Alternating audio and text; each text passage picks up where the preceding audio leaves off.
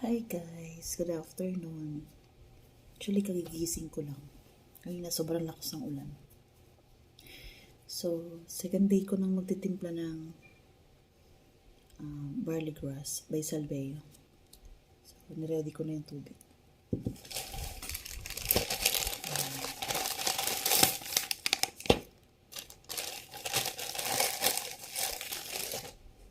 So, ayan. Timpla tayo ulit. Second day ko na itong nainom. So, 3 scoops. 1,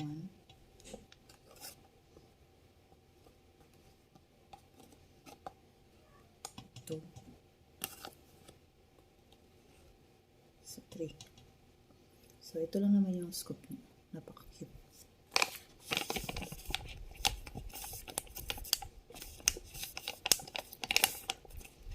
Fairness, masarap ang tulog ko. So,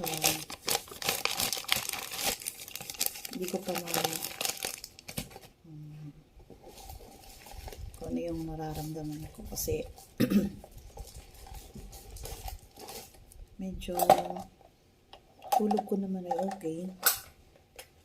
Then,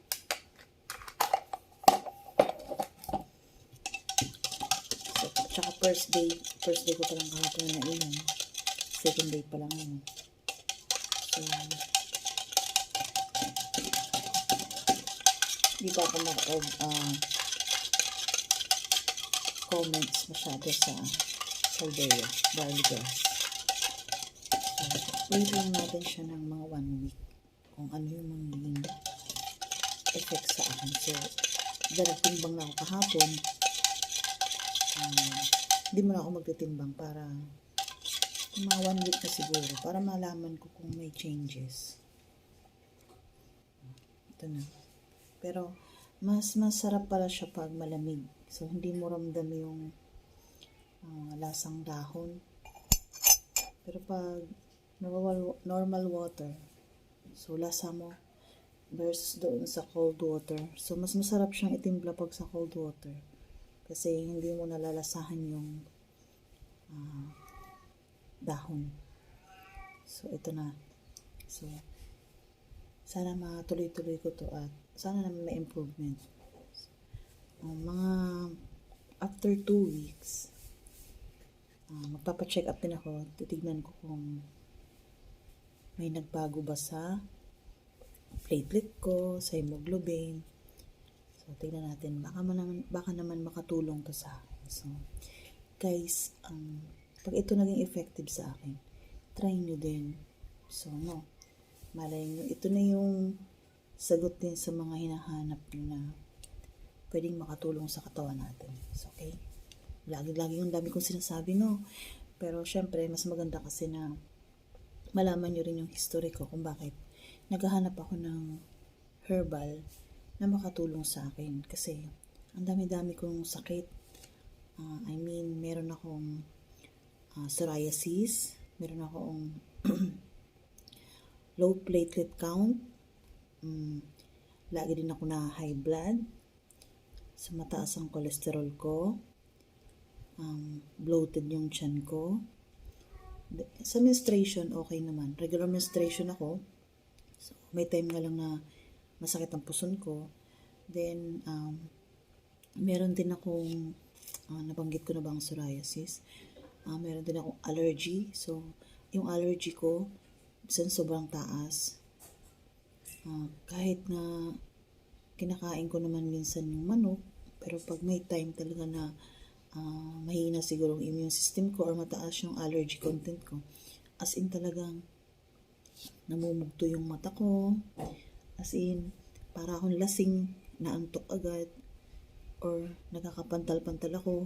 May time naman yung labi ko na lobo to, as in talagang ang laki talaga. So, pero hindi never pa naman ako na-experience na nahirapan huminga.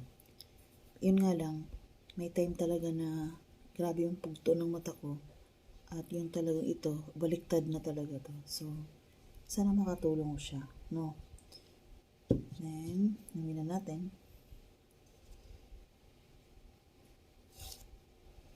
Okay.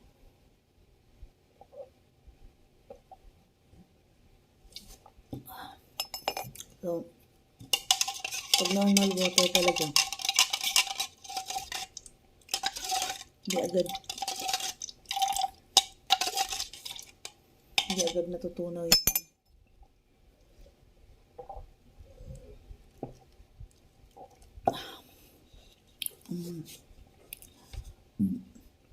thanks God.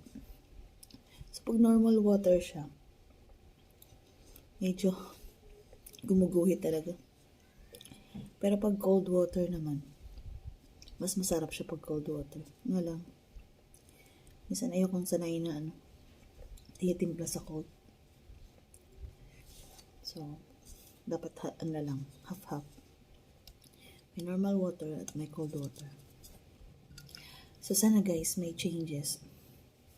Sana guys, si Salveo Barley Grass na ang sagot sa mga hinahanap kong katanungan para makatulong sa health ko. Kasi as in talaga, ang dami ko talagang problema sa katawan. As in, may time namamaga yung paa ko. Kahit lang naman nakaupo ako. Kahit galang, pagising ko pagang-pagana. Hindi rin ako pwedeng umapak direct sa semento at pag nalamigan, sobrang pagang-paga. So, ilang beses ko na itong pina-check up.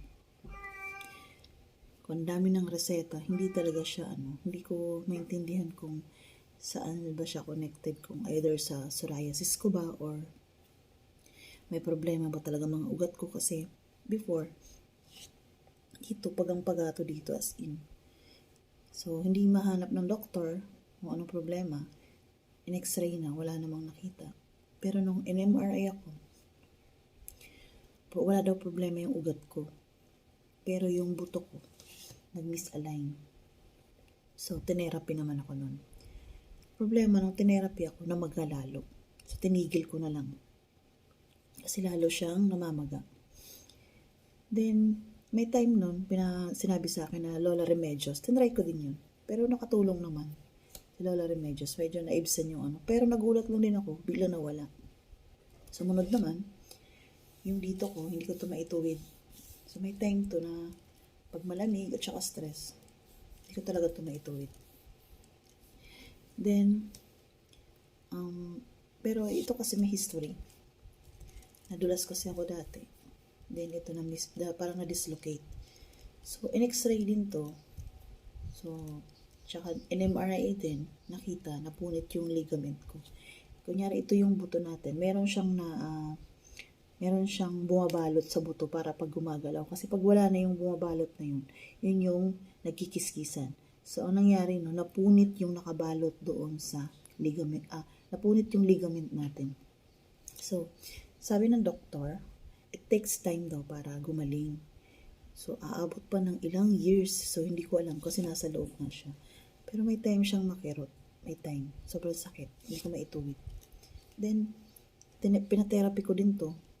Hindi rin naman gumaling. Tapos, lumipas lang din ang buwan. Nawala na naman. So, hindi ko maintindihan. Pero mas maganda talaga. Magpa-check up. Para mas malaman talaga kung anong problema. So, minsan kasi napapagod na ako magpa-check up, guys. Sobrang pagod na ako kasi way back before, wala akong ginawa kundi monthly, weekly, yearly, pabalik-balik na ako sa doktor. Minsan napapagod na ako kung ano na lang pinapainom sa akin gamot. Kaya din siguro ganito din ang katawan ko. Baka ito din ay side effect dati sa mga ininom kong gamot. So talagang pagod na rin ako magpa-check up ng paulit-ulit na minsan hindi rin naman mahanap ng doktor kung anong problema ng katawan ko. Kaya sabi ko, kailangan ko talaga ng herbal na lang siguro parang pinaka-maintenance. Para talagang may nagsusupport sa katawan ko.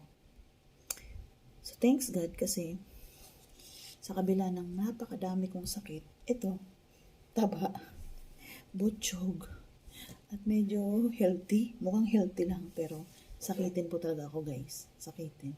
So, yun. So, second day ko na. So, hope na matuloy-tuloy ko siya kasi may problema pa rin ako minsan na pag tinigil ko as in Ay, di na matuloy, di na masusundan. So, yun, medyo, feeling ko lang, blooming ako. Wow. Sana all blooming. So, yun. Medyo, pero mo, kasi kagigising ko lang naman, wala pa akong hilamos. Tapos, wala din tong filter ang camera ko. Ewan ko lang din, may filter nga ba? Kasi, normal ko lang ano to eh. Baka may filter nga siguro, pero mild lang. Kasi, kita naman yung mga butlig-butlig ko. So, sa next na lang na video ko, ikukwento ko din sa inyo kung ito, sana matulungan din ako na medyo mag-lighten lang to. So, yan guys. Next time ulit for the third day. So, susunod na araw naman ay may swimming time. Sige guys, thank you. Mwah.